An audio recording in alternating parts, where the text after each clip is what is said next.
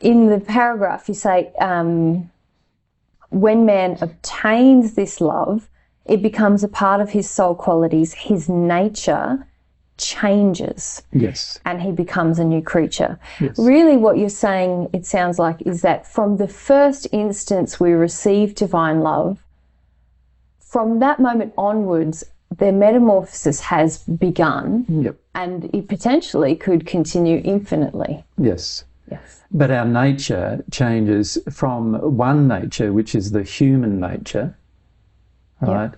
And that is very, very different to the divine nature. And so, you know, it's quite, as I said, quite easy to tell when a person has received some of God's love, because you can see sort of elements or bits and pieces of the divine beginning to appear. Yes. As well.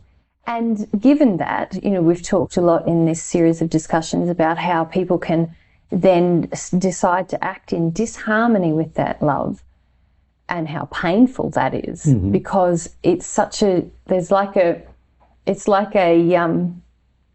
pebble in your shoe, surely. Yes, yes, it is like that. It's something that's so different in substance. It's a pebble in your shoe you can't take out. Yeah, it's so alien to what you want in your shoe, and it's rubbing all the time. It's going to force you to walk a new way sooner or later. and that is true, isn't it? Yes. It will eventually, once that substance is received. Yes. It will eventually. It will cause a change in your behaviour, the way you think, the way you feel, the way you see everything, the way you respond to fear. They're all going to be different. So do you think that ultimately a person who receives some of God's love for the first time, and no matter what they choose to do after that, whether they act in harmony with it or act against it, eventually they will become at one with God in terms of love? Yes. It's impossible really for them not to after that. There's too many forces now, internal and external. Yeah. Because remember, God's still got all the external energies and instrumentalities that are still influencing your soul to make change.